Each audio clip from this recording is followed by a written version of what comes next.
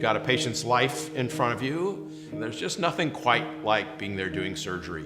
And a lot of times the operating room's been compared to flying a plane.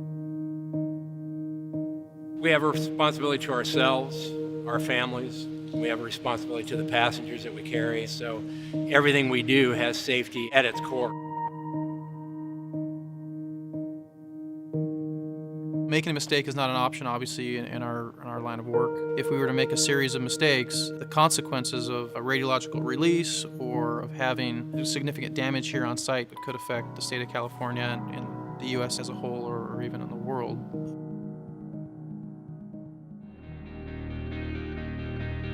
The ultimate responsibility of the quality of care falls on the surgeon. That's what happens here in the operating room. So we need to be sure that everything's right. Aviation has gone through a lot of changes and developments, and among those developments to enhance safety has been checklists. We have one shot when there's a problem to get things correct. We want to make sure that we have a checklist in our hand that provides us the guidance we need to ensure we're performing. And so checklists have come along to make sure that each step along the way we're not missing anything, that all the things that need to happen to make a patient well and to get a patient to recover all happen in an orderly and proper fashion. Given the complexity of the equipment that we operate, the speeds at which we operate, it's essential that we use checklists to make sure that we accomplish all of the tasks that are necessary to safety.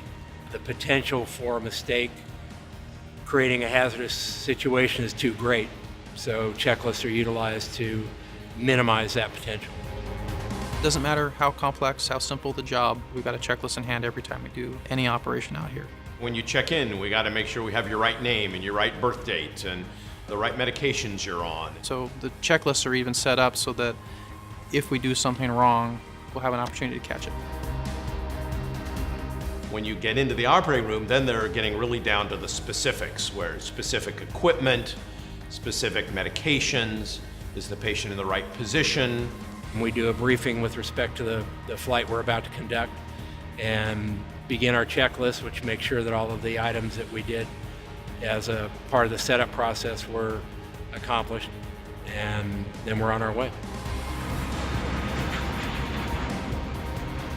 Checklists in the operating room took a little time to get used to. Surgeons are used to being in control. It's now just integrated into everything that we do.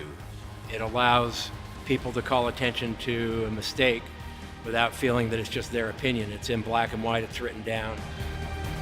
It's just a couple seconds. It takes no time at all. It is important to us to make sure that we keep the lights on, and if we're not doing what we're supposed to do, then we lose some of that public trust. This is the 21st century. This is how we're going to do safe, high-quality surgery. And we really believe these checklists allow us to maintain that.